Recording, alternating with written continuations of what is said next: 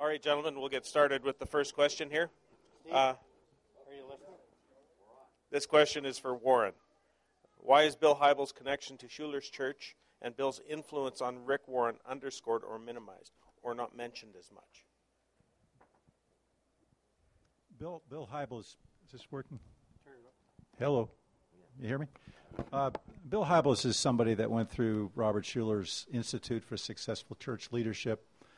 He was also, when there was a lot of controversy about Schuler and Schuler's influence on Rick Warren, he suddenly showed up at, I think it was the 50th anniversary of Robert Schuler's ministry, so-called, and Hybels was there.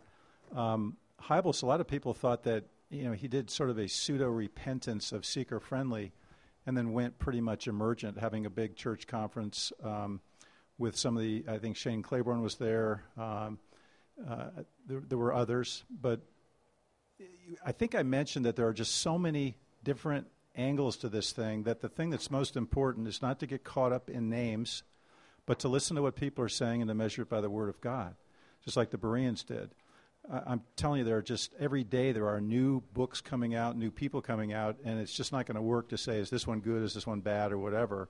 You need to know what the general basic deception is, try to go over that, and then you can measure what they're doing from that. But Hybels is definitely a key player, and there's a DVD that I meant to mention that came out recently. It's called The Submerging Church. It comes out of Good Fight Ministries, Joe Schimmel, and he's actually got a whole section on Bono. Bono's really kind of like the patron saint of the emerging church, and he does a very good expose of Bono. And there's an interesting interview that Bill Hybels does where he's pretty much just, letting Bono just run. So I'm not quite sure from the question, but he's definitely somebody that's been a key player. And that's when I was talking about Robert Schuler may look like he's been kind of like put on the inactive list at least right now. He may surface later. You never know. His progeny and the people that he's trained are all over the place, and Bill Hybels is one of them.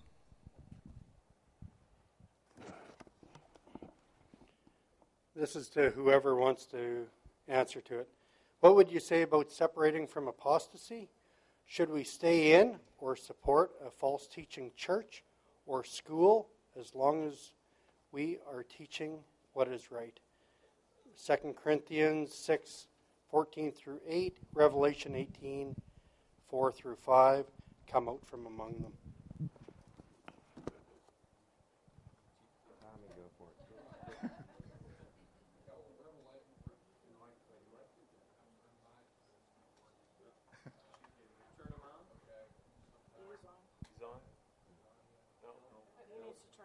You need to turn yours on.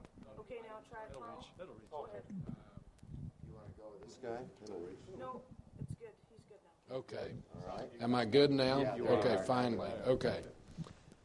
I think Revelation 18 has a context, and the tribulation there, it's something that God's going to do, separate, believers from apostasy with the destruction of Babylon.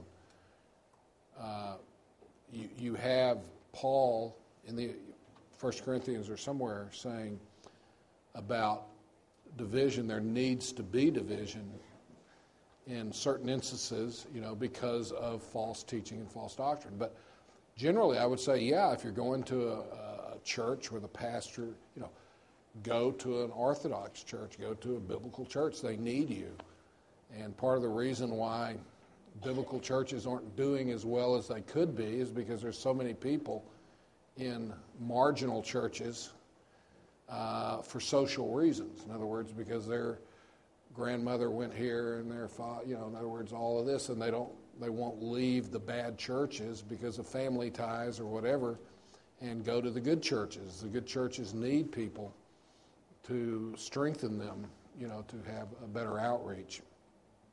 Universities are harder because you may have a bad person in a university that is not representative of the university overall, and there's, you have to look at the specific reason as to why that person's there or not there or something like that.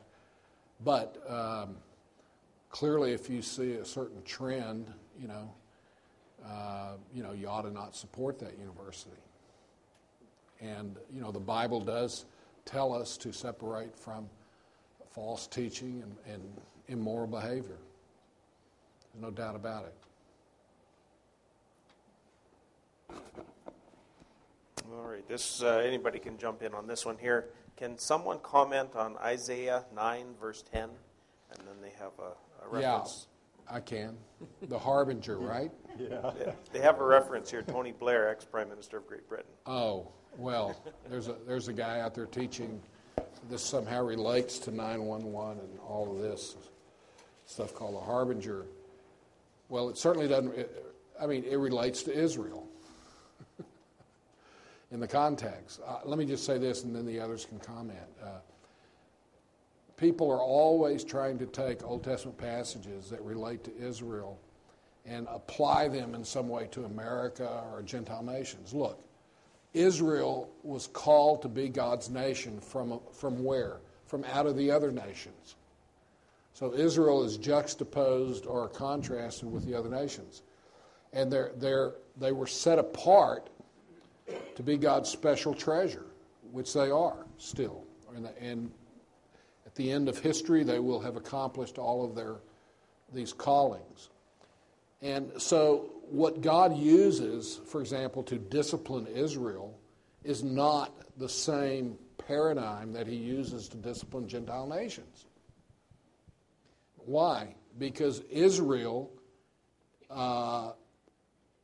according to Deuteronomy 28, Leviticus 26, is being disciplined because they're God's special nation in a certain way.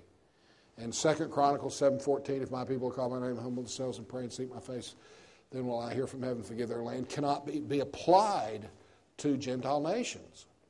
Because no other nation has been called by God and set apart from the other nations. So what God is doing with Israel is designed to be different by nature from what he does with the nations. If you want to have stuff that applies to the nations, study the book of Daniel. How does he treat Nebuchadnezzar? And he talks there about a certain level of justice. I think God judges the Gentile nations based on what I would call the divine institutions that he set up in creation. In other words, they were for all mankind. The divine institution of personal responsibility, the divine institution of marriage, the divine institution of family. And then after the flood, you have divine institution of civil government. Then you have the divine institution of where he divided the nations. In other words, national entities. And the post-fall divine institutions are for restraining evil. And so these are the things that God specifically designed in the Bible to deal with Israel. But everybody wants to say America's evil, Israel, or North America's Israel, or God. This is the way God treats everybody. And when you do that, it destroys the distinction that God designed of having Israel be a special or separate nation. And so I think there are some broad principles and things that you can do with Gentile nations. I think he judges Gentile nations.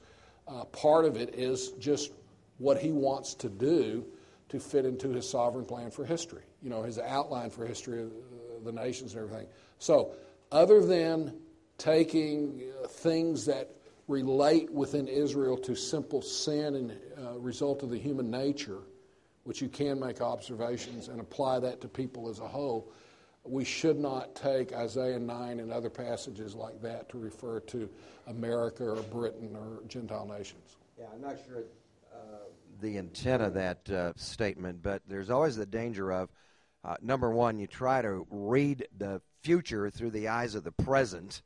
Right now, this looks like a problem, so this must be what the Bible prophesied. So when 9/11 occurred, people grabbed a verse out of Zephaniah about towers burning and said, aha, there it is in the book of Zephaniah. Has nothing to do with 9/11. Or you read the past through the eyes of the present, and that's what people are trying to do. Isaiah 9 is mainly about the past. He's talking in all of Isaiah. I wrote a whole commentary on Isaiah, so I'll try to make it real brief. From Isaiah 7 through 12, it's all about the coming of the divine child, the virgin-born son, Emmanuel, God who is with us. The virgin, Ha-El-Ma, a specific virgin, will bear this child in the future. Who is the child? Chapter 9, he's in verse 6, the El Gibor, the mighty God. The Prince of Peace, the Shar Shalom. He's the wonderful counselor, etc. But the context of all of Isaiah 7 through 12 is that Jerusalem was potentially under threat and invasion from a king in Syria named Rezin, who's actually named in this passage in verse 11 of chapter 9, and a king in northern Israel, Pekah, the son of Remaliah. They were going to attack Jerusalem. They were going to kill Ahaz, get him off the throne, get rid of the line of David, set up a king that would agree with them. The prophet Isaiah goes to the king Ahaz, who's not a believer, and says, don't even worry about these. These guys are not going to be successful. God is going to deliver you, not because he was spiritual, because he's promised to deliver the messianic line of King David. Ahaz doesn't want to hear it, tells him, get out of here, preacher, quit bothering me, leave me alone, I got a battle to fight. So Isaiah tells him then God himself will give the sign to the house of David, the virgin birth of the Messiah. Then he amplifies that in chapter 9, so he's making it even more clear who this is. And he says in in the context of this question, in verse 9, all the people shall know, even Ephraim, that's the northern kingdom, the inhabitants of Samaria, capital of the northern kingdom, shall say in the prideness and stoutness of their heart, oh, the bricks are falling down. In other words, we've been attacked. We're being destroyed. But we'll build them again. The sycamores are cut down, but we'll change them into cedars. We'll build bigger. Therefore, the Lord himself will set up the adversaries of Rezin. This guy lived way back in the 8th century B.C. This has nothing to do about anything future. And together with him, he'll join with his enemies, the Syrians before, the Philistines behind. They'll devour Israel with an open mouth, Israel being the northern kingdom. For all this, his anger is not turned away. His hand is stretched out still. God was still mad with Israel. He was going to deal with Israel, the northern tribes, and indeed in Isaiah's lifetime, the northern tribes were eventually attacked. They were destroyed by the Assyrians, but Judah, the southern kingdom, was spared. You read on in the book of Isaiah, when the Assyrians attack Judah, they have a godly king by then, Hezekiah, and Hezekiah gets the preacher Isaiah, go to the temple, pray, ask God to deliver us. Isaiah chapter 36 and 37, this city is delivered. The problem with this kind of goofiness that goes on so often in Christian circles is people who don't know the Old Testament grab a couple of verses out of context, try to make some contemporary application out of it. It doesn't apply at all. Read the whole book. When in doubt, read the context. A text out of its context becomes a pretext.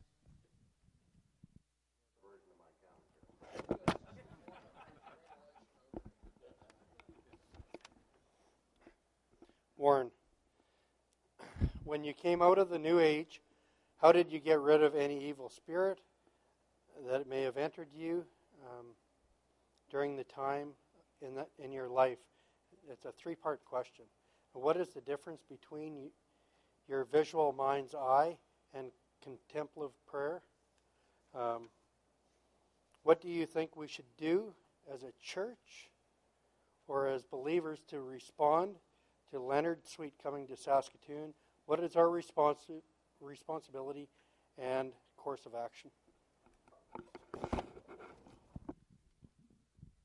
First of all, I'm not aware of any evil spirits being in me.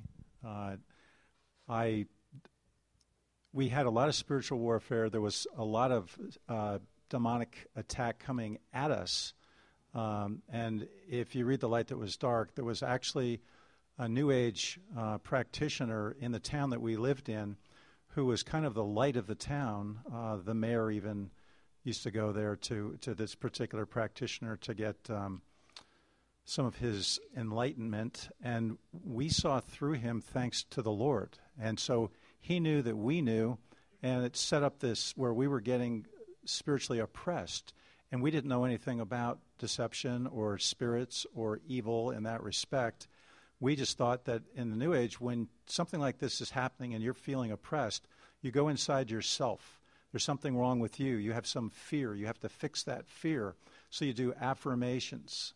You do everything to fix yourself. It was only when we read Johanna Michelson's book, The Beautiful Side of Evil, that we understood the nature of what was going on. But I think a lot of us that came out of the occult, we carry a lot of baggage from what we've been involved in, and it takes a lot of prayer, a lot of renunciation, a lot of repentance. Even though the general acceptance of the Lord stands, you still have to go back over and get rid of, like we had a lot of occult books. It took us a while to understand that a lot of the clothing that we had that was associated with, say, like India, things like that, you just want to get it out of your house. It's sort of a cleanup act that you do afterwards.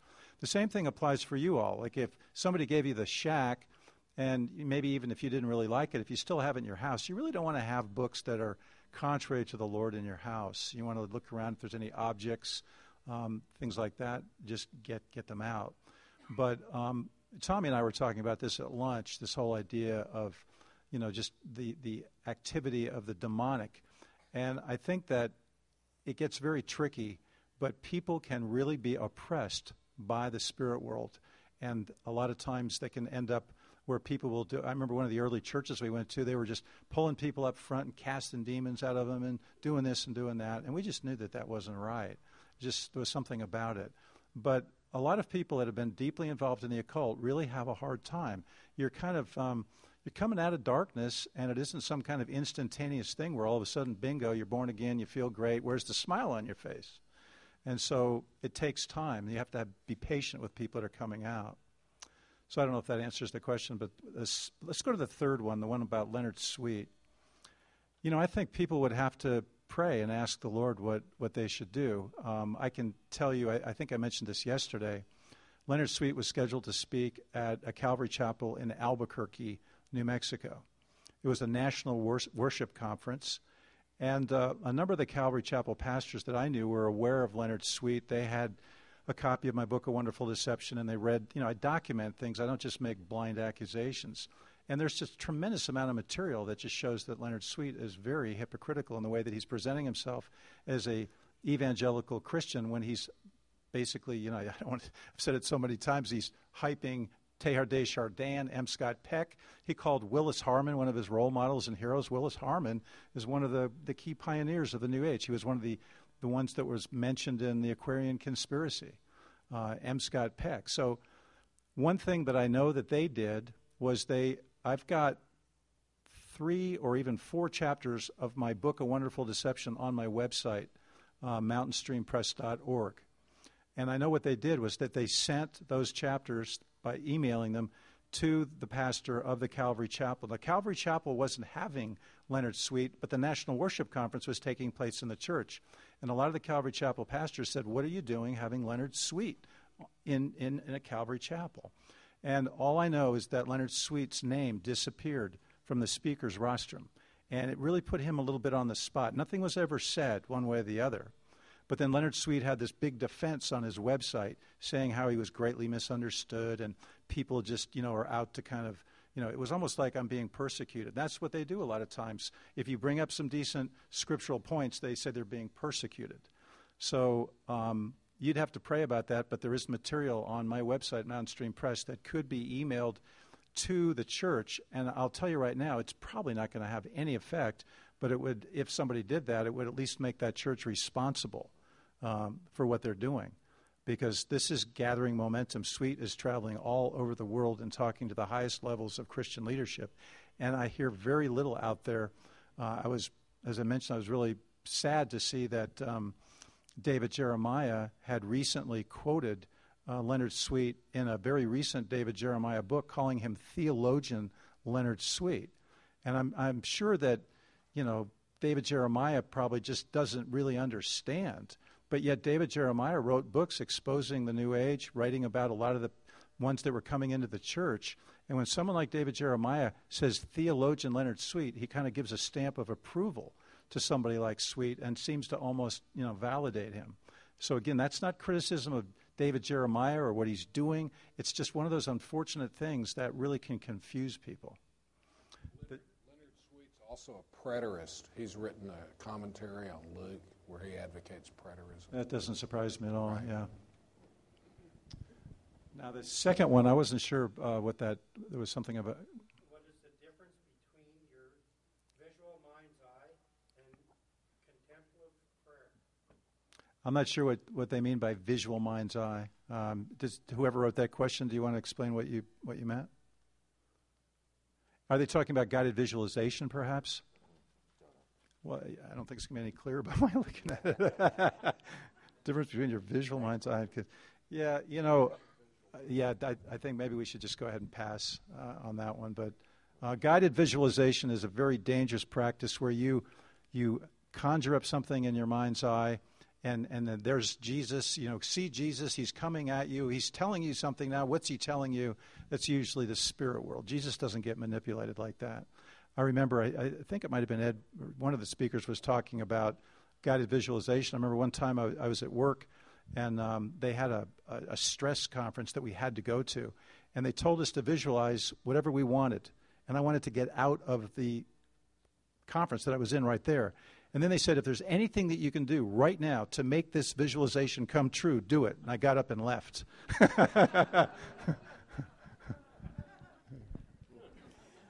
Okay, this question is open for everybody as well. Some Bible teachers, example Jack Kelly, placed the Millennial Temple in Shiloh instead of the current Temple Mount location.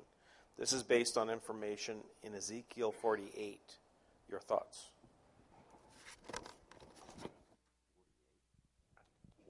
All I could say is the temple, there's no dispute amongst Jewish people, evangelicals. The temple was on the Temple Mount, Mount Moriah. Those of you who went with John, you know that you were at the Temple Treasuries Institute. All those Jews, there is not a doubt in their minds. For many of them, there's not a doubt where the Ark of the Covenant is, let alone where the temple is. So I've never heard that before. The only group I've ever heard who deny that the Temple Mount is where it is are Islamic people. They say there was no Jewish presence there. I've never heard anything contrary to that. Well, Ezekiel 48 would be referring to the Millennial Temple, which for Jews is the third temple. That's what they think is the next temple. For us, it's the fourth temple. That's right. And a lot of Christians confuse the Temple of Doom, the third temple, with the Millennial Temple that Christ will bring down from heaven. And about 20 years ago, Randall Price and I wrote a book called Ready to Rebuild, and we interviewed the top 11 or 12 Jewish leaders in the temple movement. And they, half of them had never spoken to a Gentile before. Randy speaks Hebrew, so he was able to talk to them.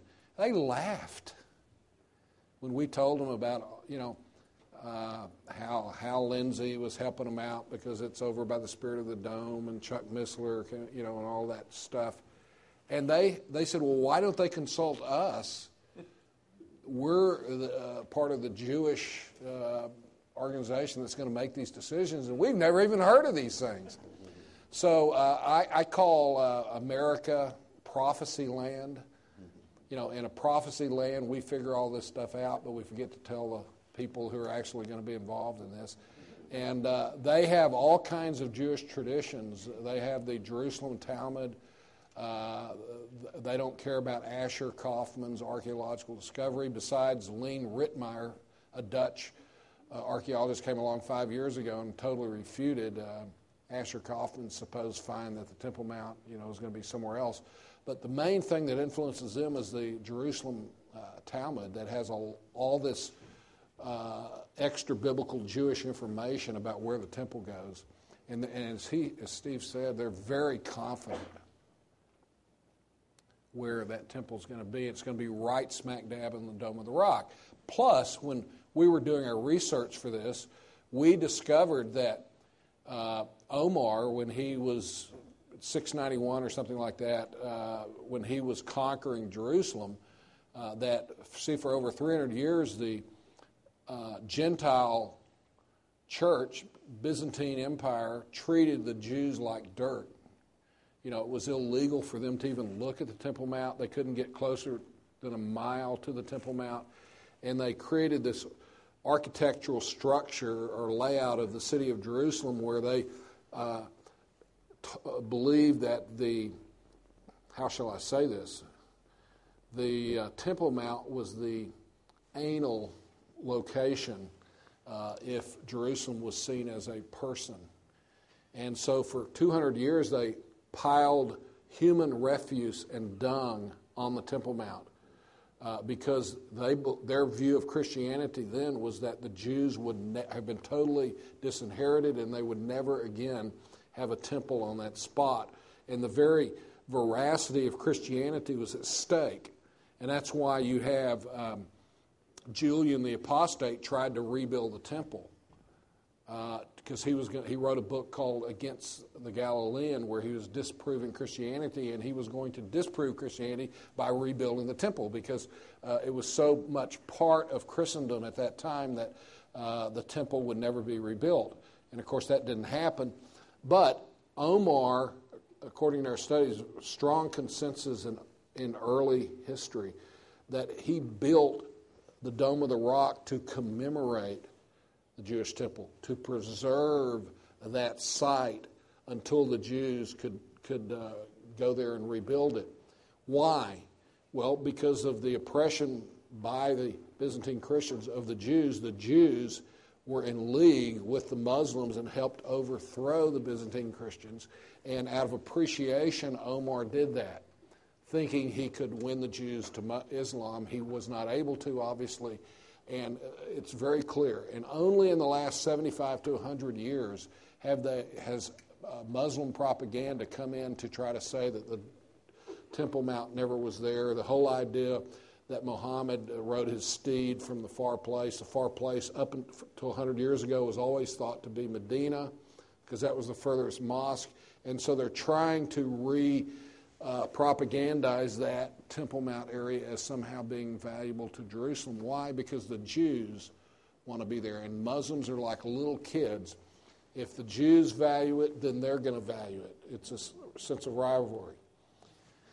And so there's no doubt that the temple location is right smack where the Dome of the Rock is, and that's going to come down one day. Okay, I think we only have about 5 or 10 minutes left. I have family that are involved in the Latter Rain movement. Peter Wagner, Bill Heyman, etc. If they are born-again believers, what are the consequences for being involved in what I believe is apostasy? I may add on that one, like with Promise Keepers and that type of stuff too. Yeah, I wrote a bunch of stuff on Latter Rain, and of course this is where it all happened, right here. The revival, the Sharon. How far away are we from there? Hour and 15 minutes from where it all started in 1948. Was it 45 or 48? I forget. 48 with Branham and all those people. I would say if they're a believer, they're going to have loss of reward. I mean, that's about all you can say. I mean, they're not going to get punished, for that. If they're believers and are involved in this, the Scripture says that we're all saved by the grace of God. But if a believer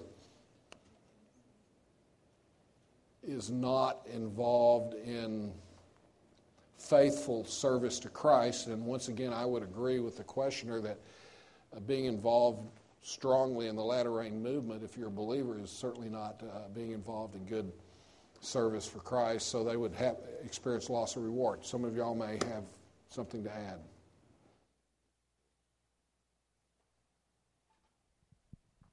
Okay, This is just a quick one for clarification.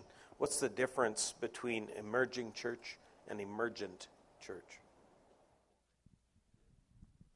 Let's put it this way. It's the merging church. There's a lot of games that are played with words. And what's going around now is, well, there is no emerging church. Anybody that's talking about the emerging church is kind of passé. The whole movement is deceptive, and it's merging with the world. And so anytime you hear that, I think I mentioned somewhere yesterday or today that the Alice Bailey teachings use the word emerge, emergent, or emerging over 1,000 times. The emergent philosophy is talked about in the Aquarian conspiracy. It's one of those hidden in plain sight things. It's a no-brainer. What's emerging is what's arising from the sea, the beast. And you're just seeing the early stages of this. So I would not get caught up with trying to make definitions and to play that game. Just say, there's something wrong with it. It's either biblical or it's not. And watch out, because they did the same thing with the New Age. It became like the new spirituality, and now you've got the new spirituality. The emerging church is now the new spirituality, and the New Age is the new spirituality, and they're the same thing. So it's just, is it biblical or not?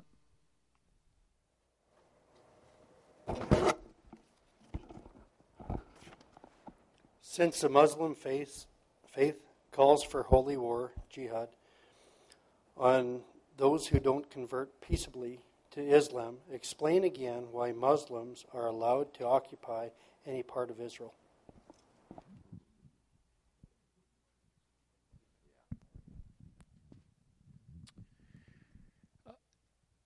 Israel is a democratic country, founded on democratic principles. Certainly you could argue a lot of them, Zionism actually came out of communism.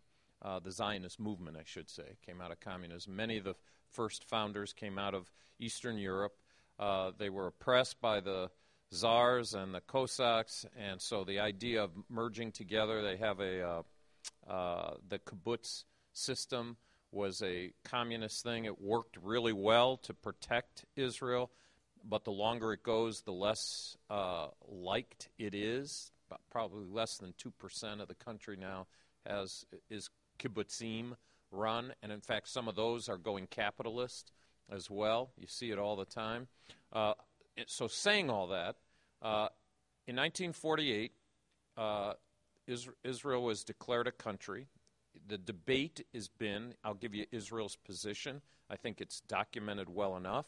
There are a group of people who, Muslims, Arabs, who were asked by Israel, if you stay, you become part of the country, your land is yours, everything is yours, please stay. Now, if you look at the odds, if you were a Vegas Arab, you're saying, I'm not betting on them, I'm out of here. By leaving the country, they were giving up, should Israel win, their rights to the land. That's the way Israel looks at it. And if you travel to Tel Aviv, you land in Tel Aviv, you drive around, you do find some places that look kind of shabby, awful. And to be honest with you, those are Arab Israelis who've been there since before 1948.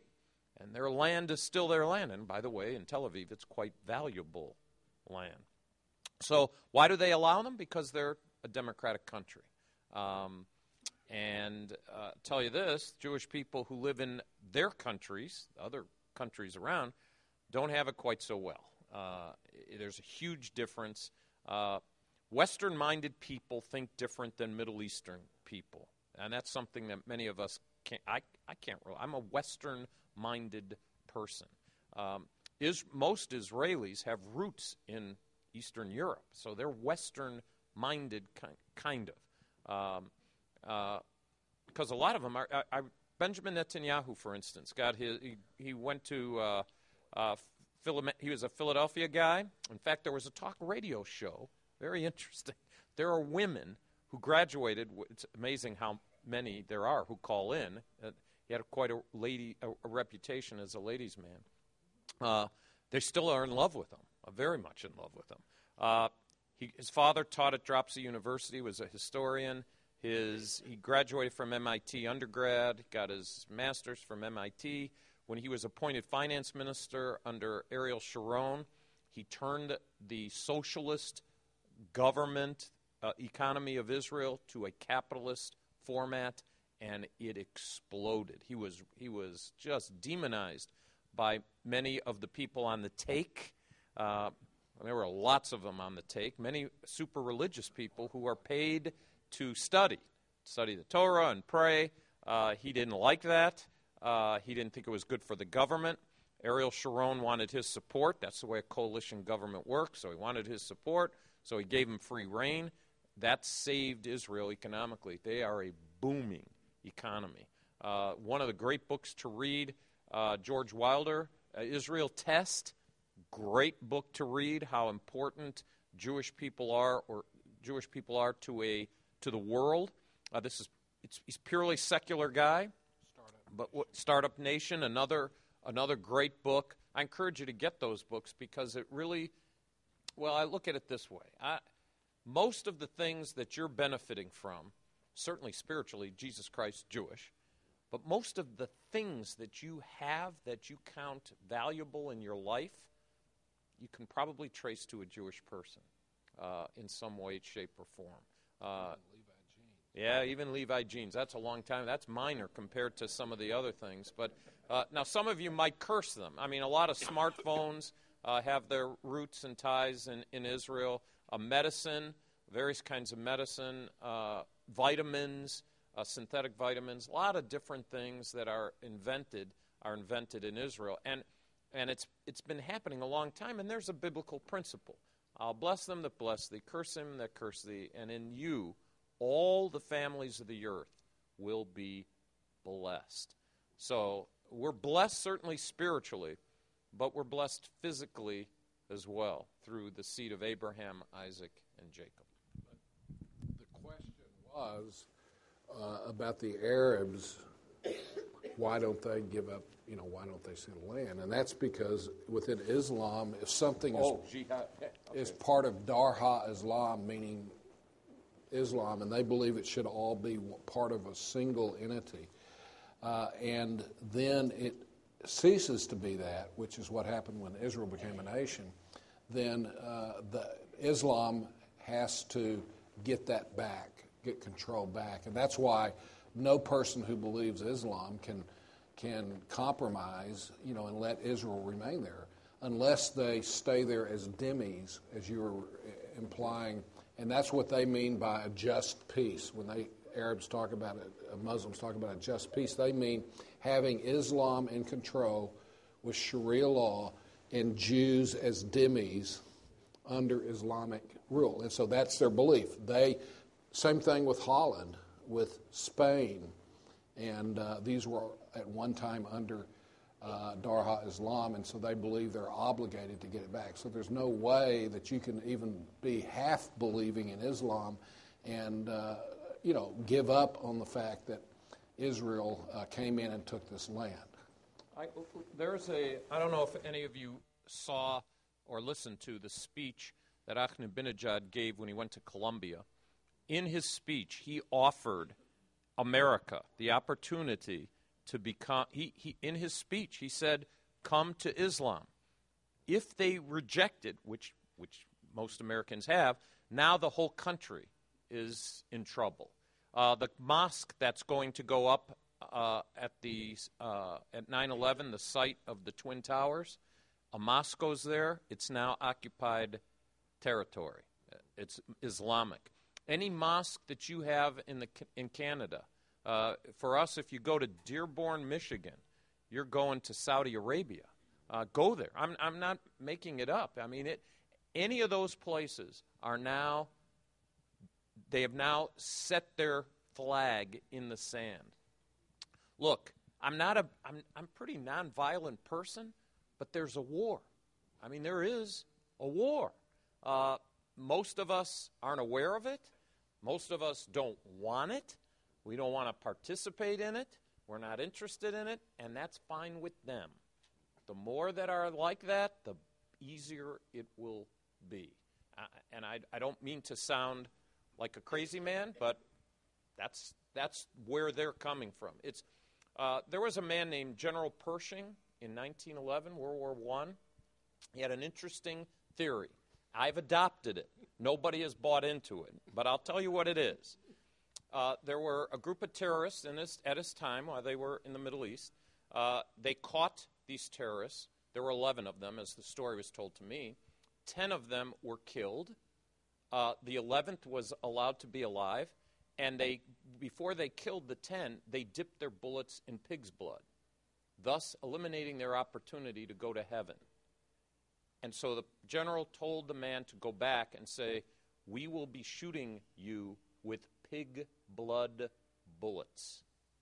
They had little terrorist activity during the time that Pershing was there. My solution, humanistic as it is to get a major network to go to, I think the United States War Department ought to dip all its bombs, bullets, everything they've got, show it on TV, that it's in a massive pool of pig's blood. And anybody, we're not shooting first. We will only retaliate. But every bullet, every bomb, everything that we have is dipped in pig's blood, which for non-Muslims won't mean anything anyway. You're going to be dead, you're dead. But for a Muslim believer, that eliminates their opportunity to go to heaven. That's my solution. I've talked about it. Nobody likes it. But I'm sticking to it.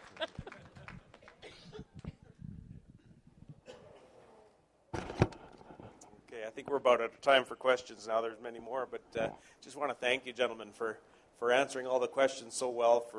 I know you guys have spent countless hours and years studying, and we just want to thank you for sharing that wisdom with us and teaching us. So thank you very much.